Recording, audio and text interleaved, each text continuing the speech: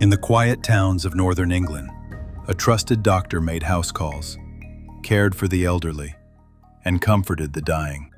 But behind the calm, reassuring presence of Dr. Harold Shipman was a monster hiding in plain sight. A man who murdered his patients with the same hands that wrote their prescriptions. This is the story of how one doctor betrayed the oath to heal and became one of the most prolific serial killers in modern history. Harold Frederick Shipman was born on January 14, 1946, in Nottingham, England.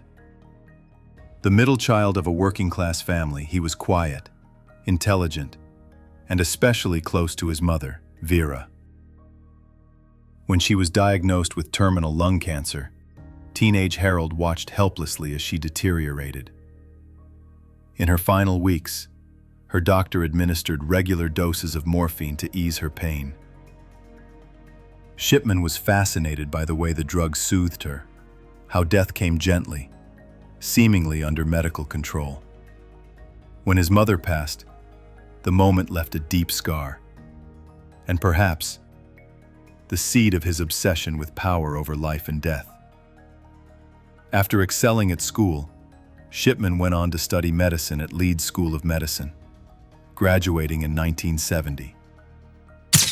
He married his childhood sweetheart, Primrose, and soon began work as a general practitioner. To his colleagues, he was ambitious and competent. To his patients, he was dependable. The very picture of trust. But that trust would one day cost hundreds of people their lives. In 1975, while working at the Abraham Ormerod Medical Center in West Yorkshire, Shipman's mask began to crack. He was caught forging prescriptions for pethidine, a strong painkiller, which he was secretly using himself. Charged and fined, he attended a drug rehabilitation program and was briefly suspended. Most believed it was a momentary lapse in judgment, not a sign of darker impulses. Just 2 years later, Shipman returned to practice, this time in the small town of Hyde near Manchester. His past mistakes were forgotten. No one could have imagined that this quiet doctor, back among patients who trusted him completely, was about to begin a 20-year killing spree. In Hyde, Dr. Shipman built a reputation as a dedicated family doctor. He made frequent house calls, especially to elderly women living alone. He was punctual, polite, and deeply respected. He even visited patients at home long after most doctors had stopped doing so. But behind closed doors, those visits often turned deadly. Shipman's method was chillingly simple: a lethal injection of diamorphine, medical-grade heroin. He would administer it under the pretense of treating pain or helping with anxiety. Within minutes, his victims would lose consciousness and die. Afterward, Shipman would calmly update their medical records, writing in symptoms that made the death appear natural: heart failure, stroke, or old age. He'd comfort the families, sign the death certificates, and sometimes even advise against autopsies. When cremation was requested, he often volunteered to handle the paperwork himself, ensuring the evidence was destroyed forever. By the 1980s, his reputation in Hyde was beyond question. He was the trusted local doctor, the one who always came when others didn't. But as the years passed, an unusual pattern began to emerge. More of Shipman's patients were dying than those of any other doctor in the area. Undertakers in Hyde began to notice something odd. Dr. Shipman's patients died far more frequently, and often in similar circumstances. Many were found sitting upright in their chairs, fully dressed, as though death had arrived mid-conversation. Others died shortly after a routine home visit. Some nurses and colleagues joked grimly about the number of deaths linked to Shipman's name. But he was so well liked, so unshakably trusted, that no one dared accuse him of wrongdoing. When minor suspicions reached health authorities, no real investigation followed. Shipman always had a calm, professional explanation. And so the deaths continued. Year after year, the trusted doctor signed his patients' death certificates, all the while keeping meticulous medical notes that concealed the truth. He even recorded fake symptoms, adding false entries after a patient's death to make their decline seem inevitable. Between 1977 and 1998, hundreds of people, mostly elderly women, died under his care. The pattern was there, hiding in plain sight. But it would take one last victim to finally expose him. Kathleen Grundy was 81 years old, a former mayoress of Hyde and a well-known figure in the community. Active, healthy, and full of energy, she regularly volunteered and maintained a busy social life. On June 24, 1998, Dr. Shipman visited her at home. The next morning, she was found dead.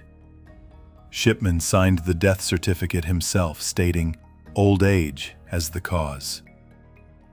Her family accepted it at first, but her daughter, Angela Woodruff, a solicitor, began to sense something was wrong. Her mother had not been ill, and the death seemed too sudden. Then, just weeks later, an even stranger discovery. A new will, apparently written by Kathleen, surfaced. It left nearly her entire estate, worth around £386,000, to Dr. Harold Shipman. Angela immediately knew it was a forgery and went to the police. Detectives ordered an exhumation of Kathleen Grundy's body.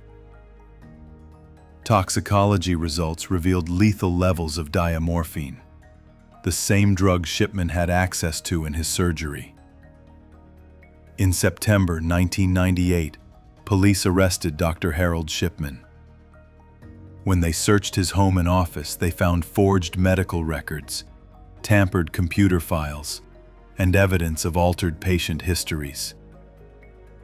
As investigators reviewed death certificates and medical notes, the true scale of his crimes began to unfold. What they discovered was beyond comprehension. A trusted doctor responsible for hundreds of deliberate killings. In October 1999, Harold Shipman stood trial at Preston Crown Court, charged with 15 counts of murder and 1 count of forgery. Each case followed the same disturbing pattern: sudden death, forged records, and falsified causes on official documents. After months of testimony and evidence, the jury found him guilty on all charges. In January 2000, Shipman was sentenced to life imprisonment, with a recommendation that he never be released. Even after the trial, further investigations continued. The Shipman inquiry, led by Dame Janet Smith, examined thousands of patient records and concluded that Shipman had murdered at least 215 people, and likely more than 250. He had become the most prolific serial killer in modern history, hiding behind the respectability of his profession. Harold Shipman showed no remorse. He never confessed, never explained his motives. Psychologists speculated endlessly. Was it about mercy, control, the thrill of playing God? But Shipman took those answers with him to the grave.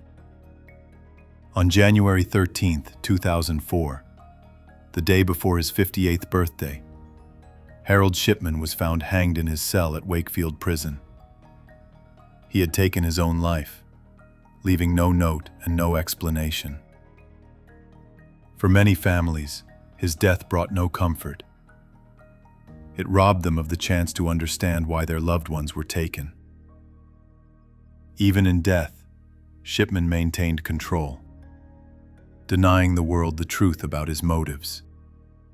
The case of Harold Shipman sent shockwaves through the medical community and the British public. It led to sweeping reforms in how deaths are recorded how controlled drugs are managed, and how doctors are monitored. Death certification procedures were tightened, and the National Health Service introduced new systems to prevent such abuses of power. But no amount of reform could erase the loss. Entire families had been shattered. Communities were left haunted by the realization that the man they trusted most, the one who promised to care for them, had betrayed them in the most horrific way. Harold Shipman's crimes remind us of the fragility of trust and the dangers of unchecked authority. He was not a monster from the shadows, but a respected figure who walked openly among his victims. In the end, his story is not just about murder. It is about power, deception, and the darkest side of human nature hiding behind a doctor's smile. If you like our content and want to see more videos like this, make sure to subscribe to our channel by clicking the subscribe button below.